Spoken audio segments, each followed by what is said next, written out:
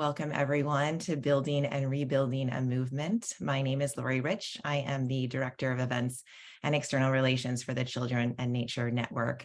And I extend aloha, e komo mai, welcome to you from Hilo, Hawaii. This is the land of the Kanaka Maoli, and I am grateful to them for their continued past, present, and future Malama Aiona from Mauka to Makai. It is really through their culture, heritage, and tradition that we have a beautiful example. We are offered a beautiful example of the kuleana that we all have for people and planet. So mahalo to the Kanaka Maoli. And now I would invite all of you to share in the chat what Indigenous land you may be on. If you are not aware, we have a slide here, Native Land CA and Native Land map that you can do some research. Christy will also be posting that in the chat for reference. And in addition to knowing what land you're on, we have a few other ways that we would offer and share out that we can acknowledge Indigenous peoples every day. Beginning certainly with learning about what Indigenous homelands you're on and normalizing land acknowledgements, and then educate yourself on different issues the Indigenous communities face in your area and nationally and internationally. There's some big issues like MMIW, that's the missing and murdered Indigenous women, and rematriation of land. And then once you learn about those, advocate for them and advocate for land back to the Indigenous peoples from whom it was taken, a big, powerful movement nationally and internationally. And then follow social media accounts, Indigenous social media accounts, reshare out the different accounts and amplify those Indigenous voices throughout the year. And if you're financially able or if your time allows, you can support Indigenous causes and Indigenous owned businesses. So I see people sharing in the chat. Thank you. That's a bit of the housekeeping that I am also going to share with you. We do have chat enabled, and we do want a lively chat. So feel free to post comments, share some love for our speakers. They're going to be saying very powerful, inspiring things. Let them know that it's affecting you. But if you have any questions, don't put them in the chat. We may not see them. So put the questions in the Q&A area that's just should be down on the bottom of your screen. There's a little Q&A button, and any questions, I know those burning questions will come up. Feel free to put them in there throughout the conversation, and we will get to them. We have carved out time to get to them at the end of today's event. We've also enabled closed captioning. You should be able to see that there's some 3 little dots at the bottom of the screen. You can click on those to get closed captioning, and we are recording this session, and that will be shared out within the week as well. So before I bring our esteemed speakers up, I just want to give a little context to what our Inside Out Leadership Series events this fall have been about. We host, many of you know, we do host a conference annually. This year it was in May in Atlanta. We had some really inspiring sessions. One of them was about building a movement, and we had Richard Carlbom on stage with us. And they were so inspiring that when we surveyed attendees, the biggest feedback was, we want more. That was not nearly enough. And so we decided to host these conversations and bring in some new voices. We wanted to have something a bit interdisciplinary, intergenerational, maybe unexpected, definitely fun. And so we reached out to Marlow, and luckily she said yes. And so we changed the name of this event to Building and Rebuilding an Event, given Marlow's background in dismantling the structure at Earth Guardians and elevating it to a place that really centered youth voices and leadership. So excited to hear more about that. And this conversation I will be popping in and out of, but it's meant to be a casual chat. This isn't going to be very formal. Again, we're going to have some fun with it. So again, share some love for our speakers. We are so honored and so excited to have Richard and Marlow with us today. I'm going to just do a brief introduction to them and then hear from them in their own words about the work that they are doing. So Marlow Baines, as I mentioned, is Youth Director for Earth Guardians, and Earth Guardians is a phenomenal national organization that really works to empower youth leaders at this intersection of climate and environmental justice. And Richard Carlbom, who I'm sure many of you remember from conference, is the co-founder of United Strategies, and he championed nationally, really, the Freedom to Marry Act, which was successful. So we're going to hear more about that. And I will ask maybe Richard, since you're on my screen, if you want to share a bit about your background and the work that you're currently doing, and then we'll hear from Marlow. Awesome. Well, thank you so much. It's an honor to be with everyone today.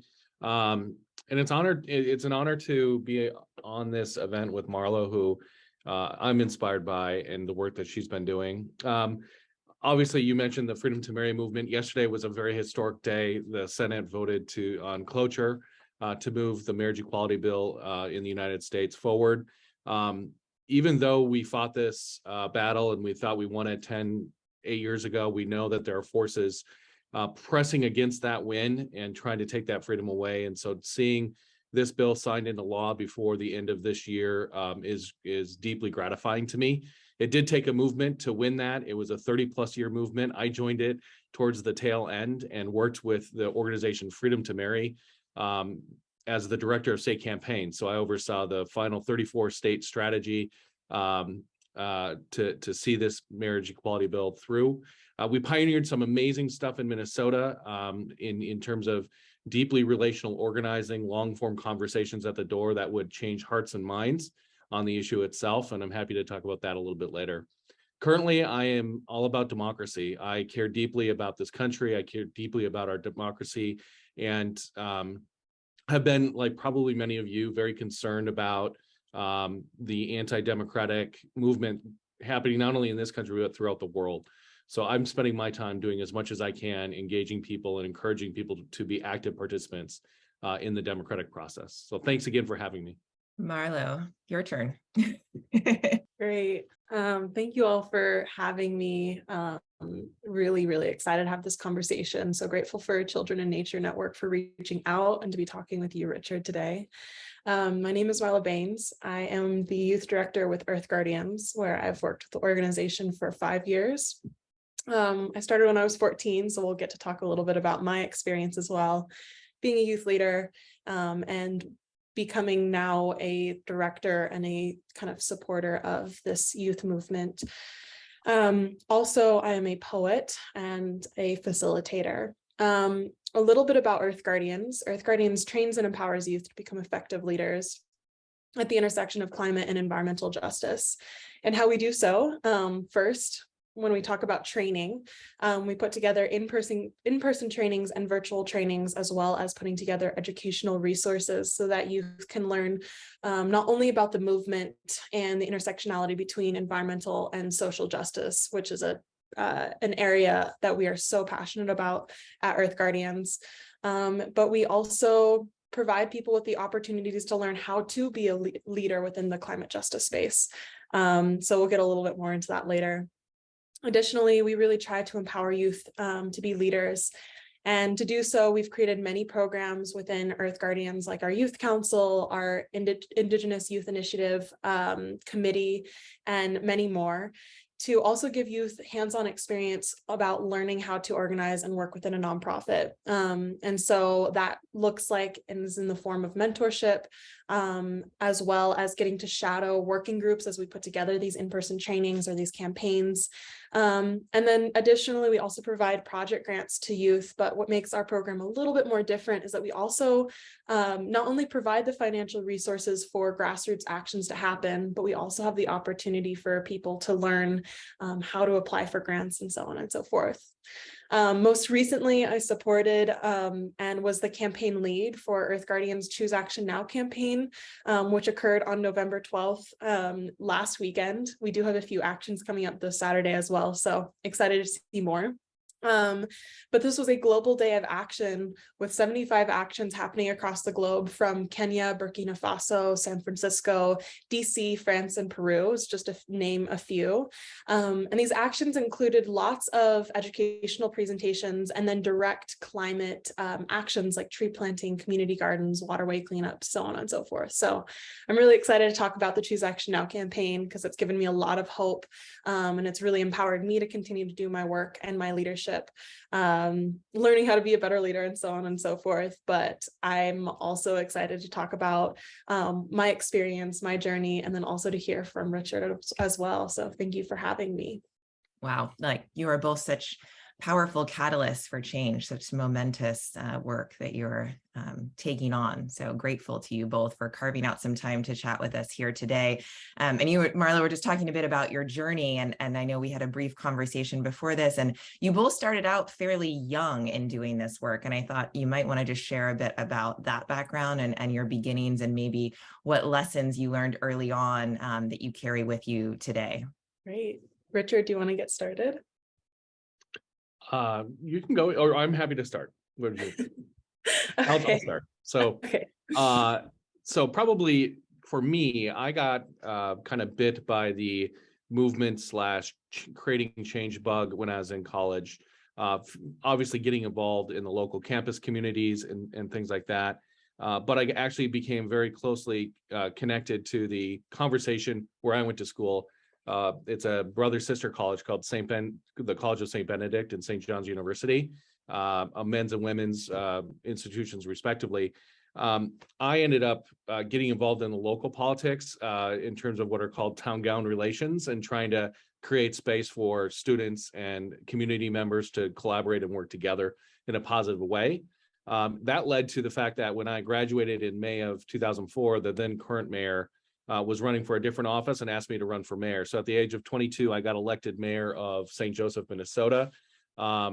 Quite a bit young for a role like that, but I learned very, very quickly. Some of the things, I think the greatest takeaways for me in that experience, two things. One, as a 22-year-old getting elected mayor, it was a very heady experience. And so I came in with a lot of ideas, thinking that everyone would just adopt my ideas because I got this election certificate. But in reality, I learned a great deal about humility and actually understanding how to work with people, so that just because you get elected doesn't mean that a movement is behind you.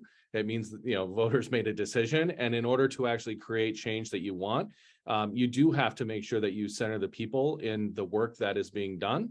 And in order to do that, you need to invite people into being part of that work. And so for me, in terms of movement building, that's one of the most fundamental lessons I learned very early, is how do you constantly extend invitations to people from all walks of life to be part of what you're hoping to impact and what you're hoping to change. It can be something like building an elementary school. It could be something like redoing a downtown area. Or in Marlow's case, it could be fighting climate change globally with a day of action like last Saturday, which I think is one of the most inspiring things that I've heard. So that's my experience as a young person. That was at the age of 22. So, I kind of was, 8 years behind Marlow's amazing work. It's never too old, never too young to get started. Really appreciate your story, Richard, and very similar. I feel like there's very similar themes that you've come to discover that I too have also felt very strongly in my work. So obviously growing up as a Gen Zer, climate change has been a very prominent conversation and most recently a point of contention over the last couple of years. When I was younger, my mom got involved in the anti-fracking movement in Colorado. And so I was pretty much, I was brought to the documentaries, the protests, and watched my mom kind of go through her own journey of really understanding and discovering the kind of depth and disturbance that occurs, especially when it comes to the people who are accelerating this crisis, i.e. the extraction industry. And also how to have a conversation about it, how to meet people where they're at. And I think that kind of gave me an interesting kind of foundation for work to occur later down the line. When I was in 6th grade, that really fun year where you start to go out by yourself and your friends, and you go to the grocery store for the first time, you feel like an adult. At the beginning of my own 6th grade year, in Boulder, Colorado, we had and experienced what they later called was a 1,000-year flood. But it was one of those first moments of recognizing and realizing that this climate crisis it's impacting everyone. Obviously, it's impacting the most privileged, I think the last or the latest. But in that experience, it really left me questioning what I could do to create change, be a part of the change.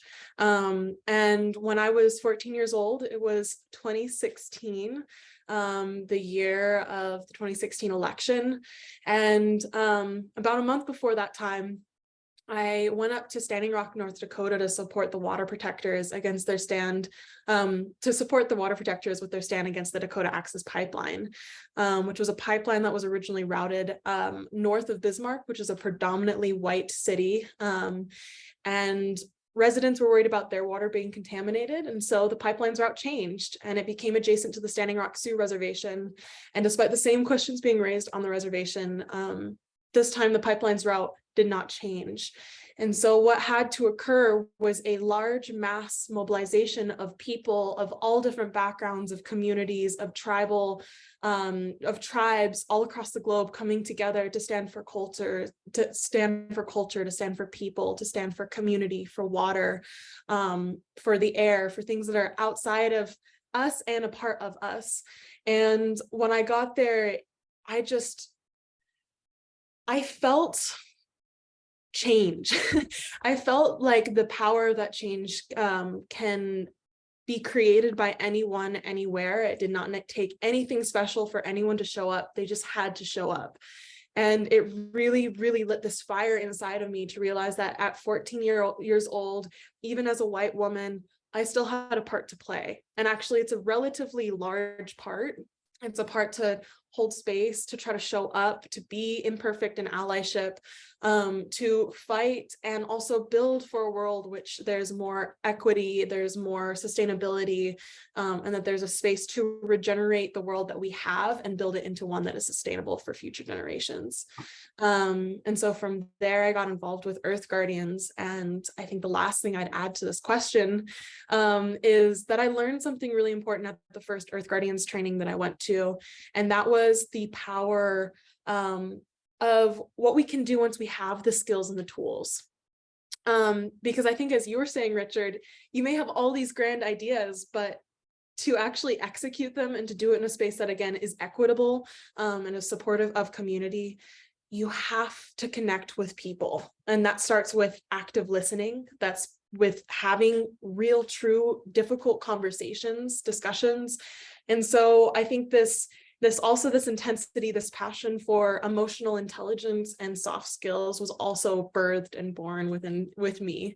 So those are kind of the two things that I really stand firm to in my work today: is community, to support anyone who wants to get involved, and to also to show up as myself and to support others in showing up as themselves, to try to create that brave space and to continue to build a better world. So yeah, thank you. I'm moved by both of you. Like I'm kind of I'm like, oh, right, I need to ask some questions eventually, because I'm fully immersed in what you're saying. It's so beautiful, Marlow. I can tell you're a poet. You speak so eloquently. It's like a poem, just hearing you talk. But you both spoke a little bit about this inviting in, right? And as we build a movement, it's obviously, you don't just want to kind of continue to preach to the choir, or that's not building, and it usually then becomes very stagnant. So active listening, I heard, and courageous conversations, but I'm curious, what are some creative ways you found for those that might be on the fringe, or how do we work, more intersectionally? There's obviously a lot of divisiveness within our country, but I would imagine there's a lot more commonality when we begin to speak to each other. So I'm curious your different methods for maybe beginning those conversations or just inviting people in. Well, right off the top, like, I think about something Marlow said, which is meet people where they're at. And when you're doing this work, it is so important to be respectful of everyone's own lived experiences and give space to actually hear. I didn't grow up Catholic, but St. John's is a Catholic Benedictine institution, and the Benedictines have a rule of Benedict, and one of them is listen with the ear of your heart. And in the organizing work that we do, I think that it's so important for us to accept people who want to come to the table and learn more. Sometimes they come because they have great passion and drive and know exactly what they want to get done. And sometimes they come to the table because they're concerned and they're confused. And sometimes they come because they've been converted and they thought about an issue one way, but slowly over time, and as they've done their own learning, they've become more aware of where they should be on the issue, and we should all be prepared to welcome them in. So Marlo, when you said that, meet people where you're at, that is like that was one of the of the Freedom to Marry movement. That was a 30-year long effort. That was one of the most important things we did, was that we created space so that people who weren't at one point with us when it comes to same-sex marriage could actually open up their hearts and join in the cause, and not feel shame for having had previous position on the issue, but be celebrated instead for being part of the conversation at the right moment for themselves. So I think meeting people where you are, and then the other thing that I think has been important in my experience is radically celebrating their participation. A lot of times in movements, we know that a certain number of conversations have to happen in order to get a certain number of people participating in an action. But there are some times when people come to the table and what they want to do to be helpful doesn't necessarily line up with what you think your priority deliverables will be. And this is where it's really important to take a step back and listen to them and how they believe they can be impactful in the movement itself. More often than not, you're going to be inspired ultimately that they've brought a new idea to the table, and if they have the passion to execute on it and it helps the cause, then get out of the way and let them do it. I think stepping back and listening and creating space for others to do is really important in this work, and that's how I think you empower other people.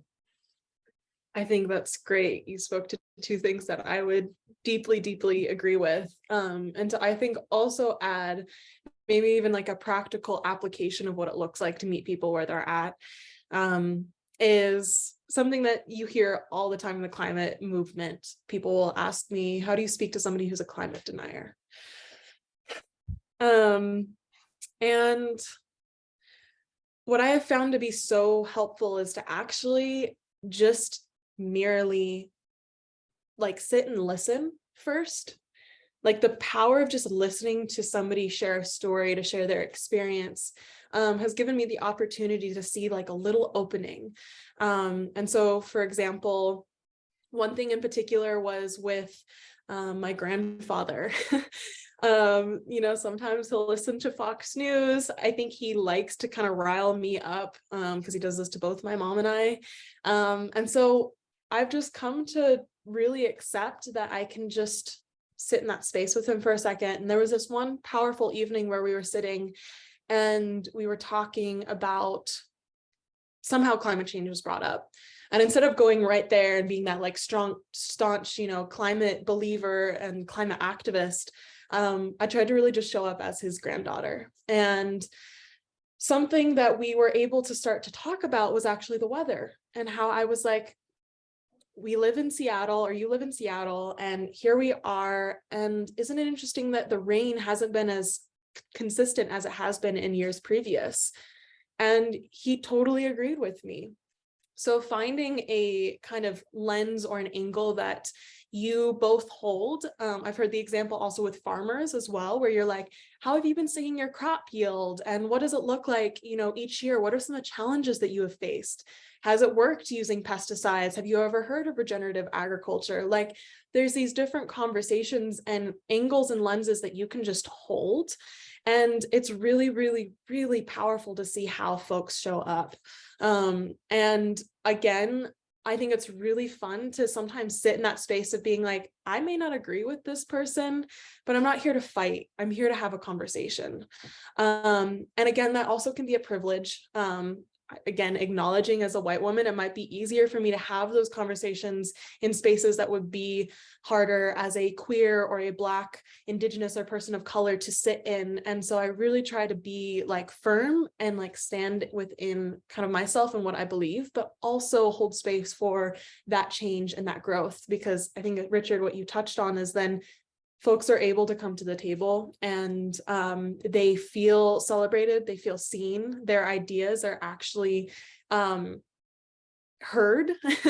And again, practicing to step back. I know I'm always constantly learning how to delegate. And most recently with this campaign, I really learned how to sometimes step back and just let some of my fellow staff members or youth leaders take on a task that I had a lot of ideas for. But as I realized I didn't have the capacity to actually do what I wanted to do, and instead they were able to do it. So that's been a really, really powerful lesson to just learn, like, okay, I don't have to do everything perfectly, and I actually can give the opportunity for other people to stand up.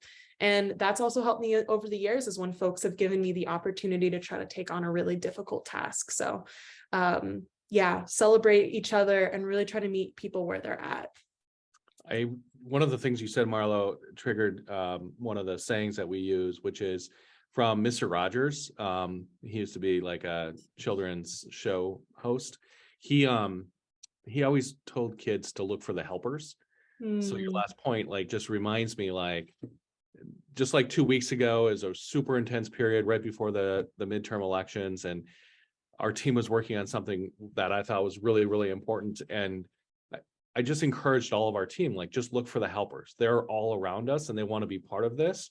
And so look for the helpers and invite them to be part of it. And yeah, so look for the helpers is all I'm trying to say. Love that. That's a good one to take with us. Yeah, I love that. I think Mr. Rogers is iconic. Hopefully we all remember him.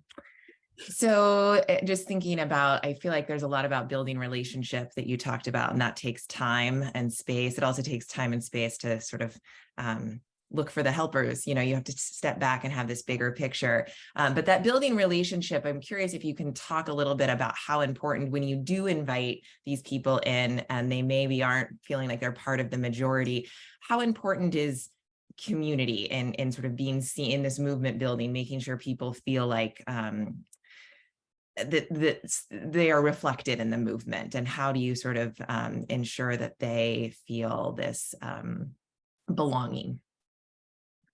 I think the biggest thing is, again, and it's weirdly radical, but creating just some space to just have a conversation or to connect as human beings. I see this a lot within youth organizing, is that we think we have a timeline, we have a goal, and we have a project, we're moving along. And then all of a sudden somebody comes to the table and they're like, I'm not feeling this. I'm feeling not supported, unseen.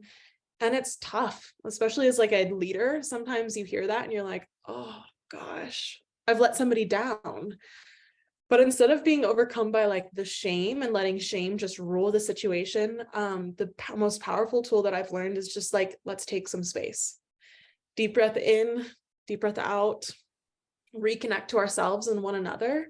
And then again, give people the opportunity to share their experiences and try to provide that as much as possible. And sometimes it works better than others, but I've seen some really powerful moments of growth come from people when we just give them the opportunity to just take a break, to take a weekend off. And sometimes it's really hard to forget that sometimes you just need to like go out for a hike or go and get some pizza or whatever. But then that gives people the opportunity to come back and into the space. And then also just letting other folks lead. Again, in some places, I may not be the one that's necessary to always hold a conversation or be the one to make a point. But if I have other youth leaders, if I have other leaders around me who may be more articulate in certain areas or certain experiences and backgrounds, also providing them the opportunity to step up and for me to just support them in whatever they may need. So those are two things that come to mind for me, but I'd love to hear what you have to say, Richard. Marlo, you, like, I think the third or second word you said was radical. And when this question was asked, I immediately thought about a concept. We shorthand it now. We say RadHos, but it's radical hospitality. And it means, like, how do you make sure that every person who walks into the movement immediately feels valued, understands that you value their time, their energy, and any skills that they're willing to put towards the effort. And so that radical hospitality can play out in many different ways. Some of the tools that you mentioned, I think, are spot on, which is to center that person and to ask them why they decided to show up that day, and what's motivating them, what's concerning them the most, and what their real world experience looks like. One of the things you said earlier was when you just give somebody the opportunity to tell their own story, they become more invested themselves, or they actually open up to hear and understand what maybe the strategy you're trying to present to the movement is at that moment. I do want to share a real quick story about radical hospitality that I experienced last month. And what it did is it brought our team together in a way that was profound. So we were having this really big rally, and it was outdoors, and it was very public, and a bunch of different speakers, a US senator, a governor, they're speaking. And in the middle of it, there's about 150 people there. And in the middle of it, this person and his wife show up, and they're anti-abortion protesters, and they have giant signs. And immediately you can feel the tension in the crowd because the crowd became aware of their presence. And I went over and introduced myself, and I just said, let me know if there's anything, I said something like, let me know if you have any concerns. And the guy looked at me and said, are you going to protect me when they attack me? And I just said, sir, nobody's going to attack you. We're just going to, frankly, go on with our business. He said, okay, we'll see. And then I kind of stood near him. And a little bit later, a leader who had just spoken was going around handing out cookies to everybody. And that person walked up to that gentleman and his wife and offered them cookies. And you could tell that they were confused. And then about a minute later, one of my team members came out and offered them water and told them the restroom was inside if they needed to use it. And at this point, the woman started to cry. And she said, I've never been treated like this when we're in front of a crowd. I don't understand. And we didn't really respond. We just said, we just want to make sure that you're okay. And we moved on with our lives. Now, at the end of the day, we did not convert them to our worldview or way of thinking. That wasn't the goal. But what I will tell you is that our team itself recognized a level of humanity in that moment. And while others wanted to maybe fight or engage in a negative way, our small team of 5 people demonstrated for 150 others that you can actually treat them humanely and then just move on. You don't need to absorb their messages. You don't have to agree with their messages, but you can just simply move on. And I was super proud of our team at that moment, because it was almost like the best team bonding moment we had. Nobody coordinated or texted, hey, why don't we do this?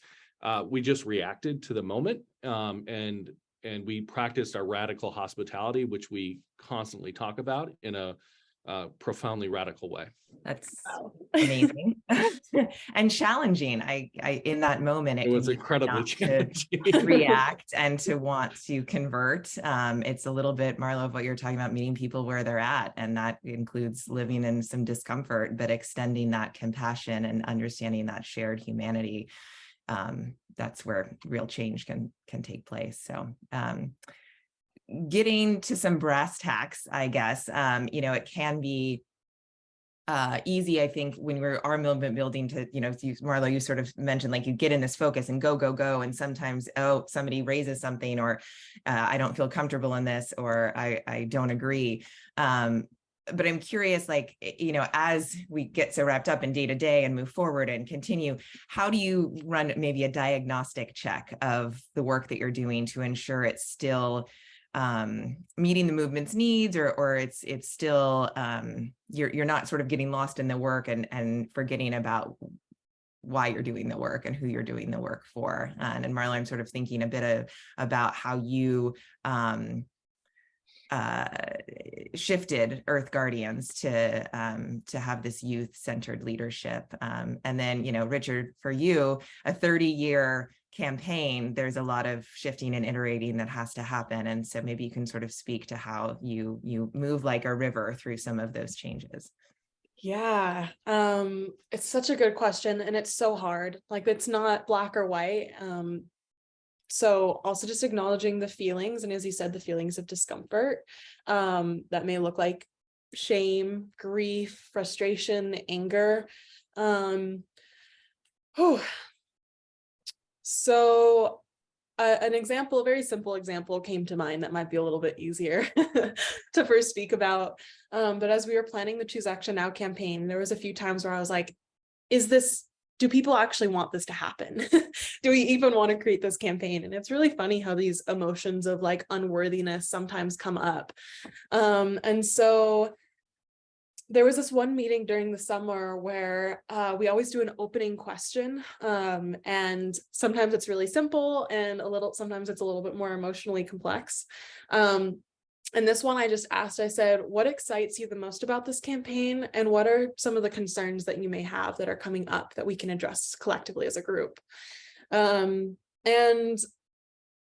from what I remember, luckily nobody really had any concerns, but that gave me the opportunity to really reflect that people were excited about this campaign, and that if I was feeling alone, that maybe I just needed to do some more work to actually outreach to folks and really kind of get them into conversation.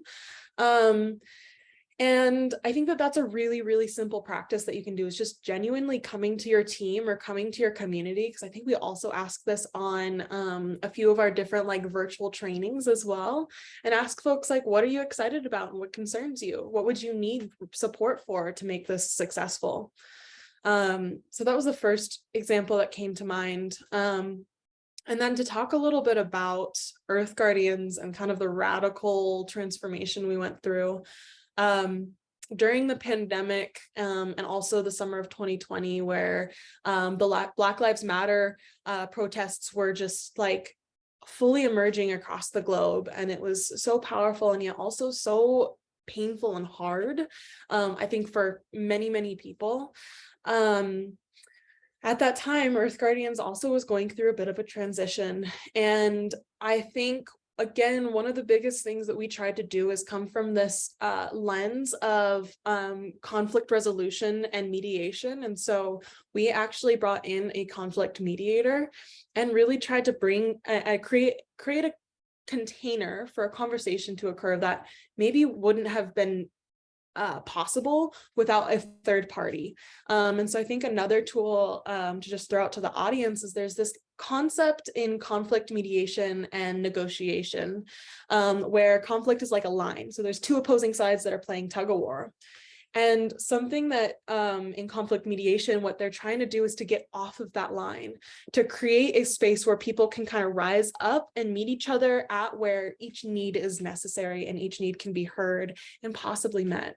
And so this mediator created a space for youth and people to bring forward concerns that were really, really hard.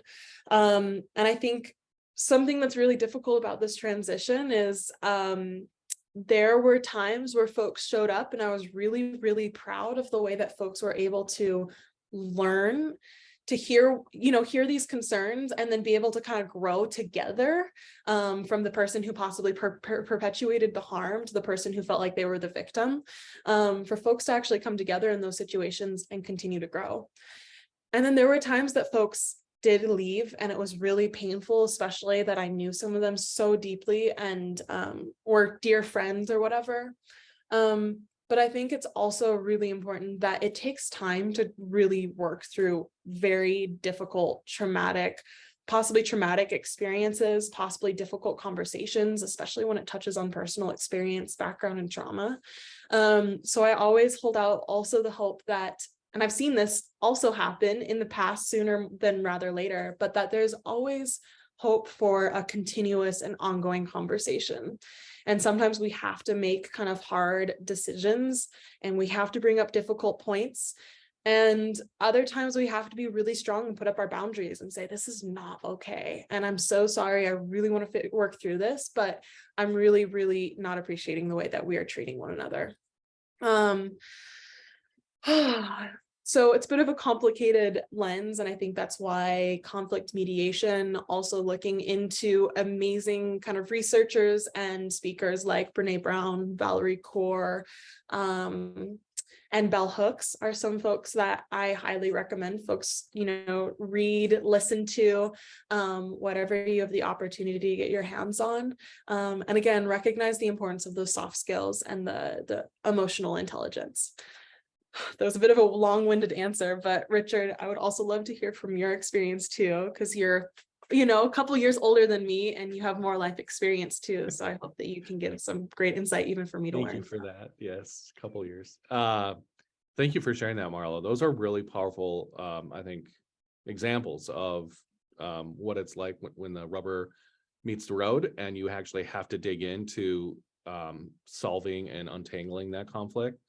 You know, in the Freedom to Marry movement, when I think about how you make adjustments to make sure that you can ultimately achieve your goal, you know, the 30-year movement came to a head in from 2012 to 2015. And one of the things that was most important was that after the loss in Maine in 2009, the movement took a step back and said, you know, we've lost 29 of these campaigns, statewide campaigns. There must be something we haven't been doing correct. Like we must not be doing something right. And so they did a exhaustive research project to understand exactly how all of those 29 campaigns approached ultimately voters or people who are going to make this decision. And one of the things that was true in those campaigns is that we always argued about, and we always asked people to do this on behalf of a gay person they might know, a friend, neighbor, colleague, family member. And we're always making a rights and benefits argument, right? And so we would argue about, you know, freedom, you know, we shouldn't take freedom away using the Constitution, or we shouldn't use the Constitution to permanently bar this. And it was always a head argument instead of a heart argument.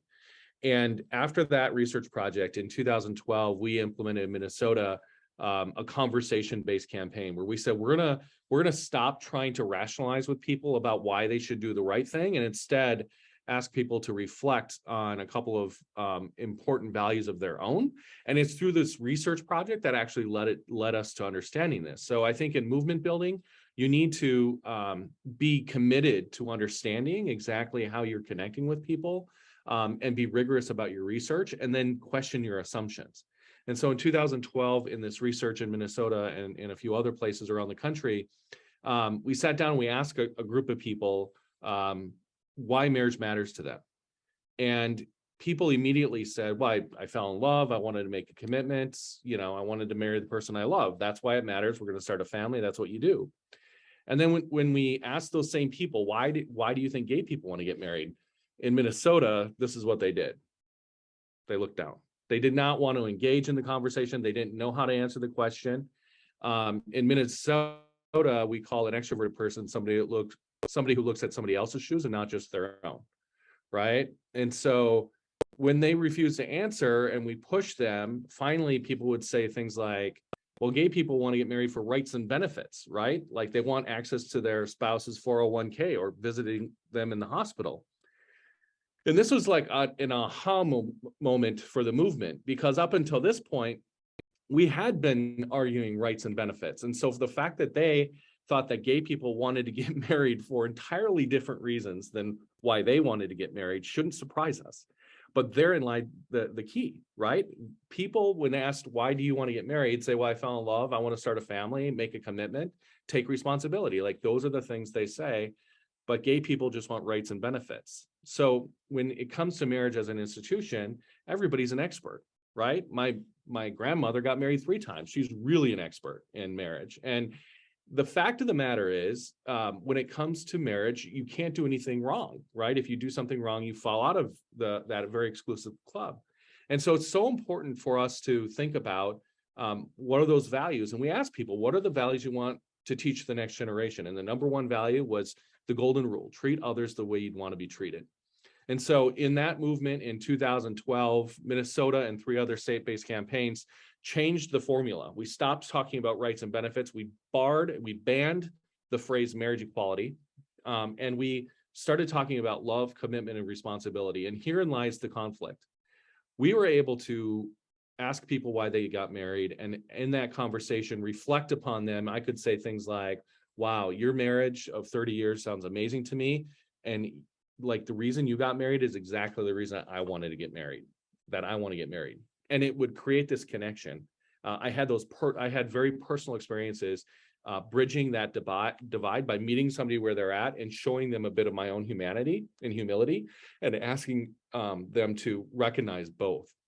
And so we rolled out this message frame, and you can imagine that people who were facing down this amendment and who identified it as LGBTQ, They didn't want to talk about love and commitment and responsibility. They were mad. They felt attacked. They felt personally attacked, and they wanted to fight back. And we had to do training after training to help them and encourage them to think about this from the other person's perspective. And it was only through an exhaustive level of research that we were able to understand and have that aha moment, that if you actually move it from a mind argument to a heart argument, that people ultimately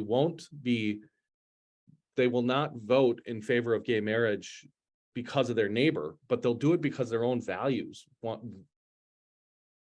they want to be treated the way they themselves. The golden rule dictates the fact that they should support marriage equality. And now that we won, we can use the phrase marriage equality. We've decided, so that's good. Wow. One thing I just want to say in response to that is I'm really, really grateful that you were a part of that movement and that you were a part of that research and that really hard conversations on both sides, on the side that you were fighting for these people, or, you know, creating this opportunity for these people, and also the people who were against or didn't understand, because I think it's also given, again, my generation to grow up and to see like my young brother's classmates who have come out as bi or non-binary or whatever, to actually feel the opportunity to feel seen and heard. And I think that we continuously need to have those conversations, hard conversations about how do we see each other as human beings? How do we connect with one another? And again, it's always going to come from the heart. We have to come out of our head. And I think within the climate movement, I'm really starting to feel that shift as well. So I'm just so blown away and really appreciate your own story and experience of success, because I think it really gives me a lot of hope for our world and future. Yeah, I'm struck by both of you in sharing those things. It's getting out of the head and into the heart is being really vulnerable. It's these difficult conversations you're talking about, Marlow, with the conflict mediation, recognizing this, thing that you thought the route you were going down was not the right route, and being open to sharing your own story and being vulnerable, and invites others' vulnerability, and then they do feel seen. And so I think that, to your point, Marlow, is where it's where the real change happens, because research can be sometimes alienating to a lot of people, and it doesn't connect in the same way that the shared humanity really does. I really wanted to get to more about this hope, because we do need to maintain that, but I also want to get to the Q&A. So if we have time, maybe we'll have a few last minutes of what is giving you hope. And, with all of this work that can be challenging, there's a lot of 2 steps forward, 3 steps back. How do you maintain energy and joy and hope? So hopefully we'll get to that. But there are some really good questions in the chat, and those take priority beyond my own personal needs of hearing your inspirational words. So we actually have from Sarah Milligan Toffler: what role, if any, does having a shared vision for what the world will look like if you are successful play in your movement building work?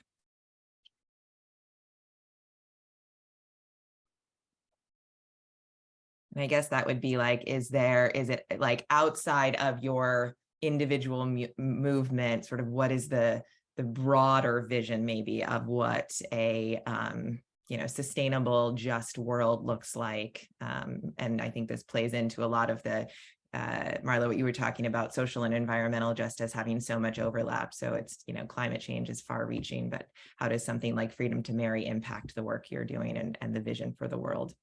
Yeah, wow. So I think, to take that direct example of how does the work that Richard's done, how has that impacted my movement within the climate justice space? So something I wanted to acknowledge is that there's a lot of language of fighting. We're fighting for, it's about fighting, it's against, whatever. And I think what Richard discovered in the work that you did in the movement that you are working within, realized is actually connecting with people. And I think it's because of previous movements that even within the climate justice space, we're beginning to do that, to recognize that art can be a catalyst for change, as seen in this photo, to the love of plants, to animals. And then even to go beyond it as far, like there's a whole new like side of academia around queer ecology that I don't know necessarily before would have actually been spoken about or talked about if we didn't have these really strong movements around queer liberation and the right to actually marry whoever you want to marry, because we love each other, we love the earth, we love whatever. So I think that shared vision is inextricably connected to the world in which we want to create. And I highly recommend that people think about the world in which you want to live. And maybe how you can do that is to go into a space where you feel, where you can breathe the fresh air, where you can feel the sunshine or the rain on your face, and really connect into your heart and connect into the times that you felt comfortable, you felt like you could relax, and to really think about what are those components. Is it community? Is it being outside? Is it warm cooked food? Where did that food come from? Whose food is it? How can we continue to build a world where that food is actually accessible? Those are the things that I think are really important to really think about, and to recognize that like farmers' rights to the seeds, which has been a huge issue in India or even the United States, that right to be able to grow what you want to grow also comes back to what we want to love and the way we want to express and be who we want to be. So I could kind of go off on a whole like philosophical tangent, but I will stop there, and because I want to hear what Richard has to say too. Marlo, that's amazing. I don't know if I have much to add. I think this is a really important question, and I'm struggling with it. I am just going to admit that I'm struggling with the question. My immediate reaction is, of course it matters. And it plays a huge role, because as I think about the successful efforts I've been involved with in terms of helping the world reflect more what I think it should look like, it's required me to work closely with people who have that shared vision for what it should look like. But I also know that the reason we were able to gain or win the fight, as Marlo pointed out, is because we invited people who might not actually have the same vision for what it could look like, but are willing to agree with us on that one point. So I think about it quite a bit in terms of my experience, which is kind of campaign movement building, where we have to win a certain number of, or a certain level of support in order to see it through. And this is a great photo of election night 2012. The previous one was when we were, when we were waiting for the results. And I would say to you, everyone in that room held that shared vision for what the world should look like, but everyone in that room knew how to meet people who didn't have that shared vision where they were at, and ask them the right questions, like, are you married? Why did you get married? Who did you marry? Why does marriage matter to you? Every single one of the people in that picture understood the value of engaging people who didn't share our worldview, and in this conversation, making ourselves a little bit more vulnerable in order to bring them along. And I think possibly little by little shift their worldview toward our perspective. That sort of gets back to that inviting people in. So this is a perfect tee up for the next question from Megan Goldman. I'm guilty of it, using sort of jargon, throw around diversity, equity, inclusion all the time. But this is more about some phrases we talked about today, like inviting people in and creating space. She hears these phrases often and uses them too, but wonder, what do we literally mean? Are there some examples of ways to do this proactively? I would challenge everyone in this web forum to think about two people who you're going to invite to coffee, for a walk outside, to do a project together in the next 6 months, who you know do not see the world the way you see it.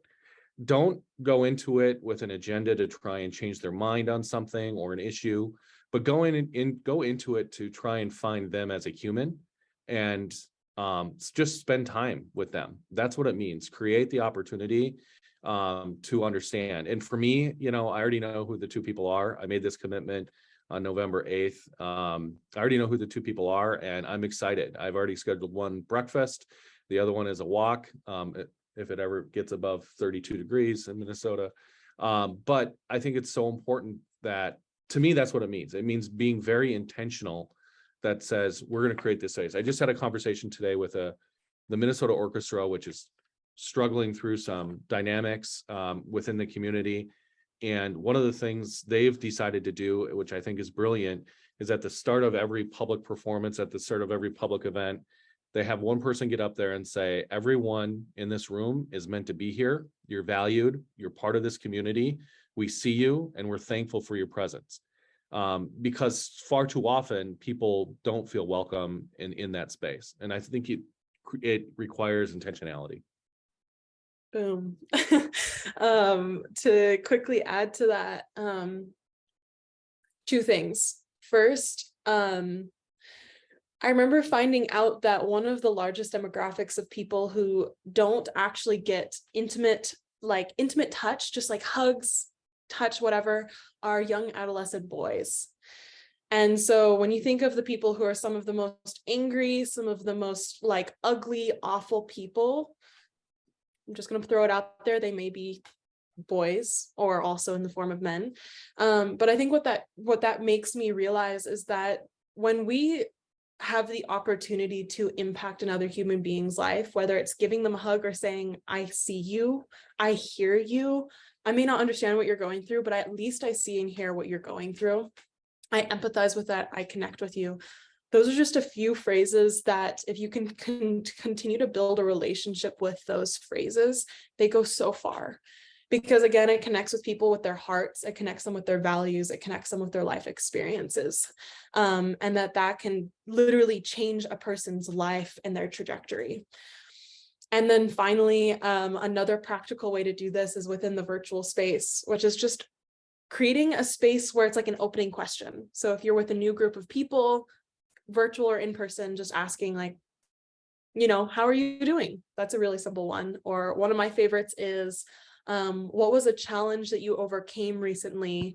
What was it and how did you do so?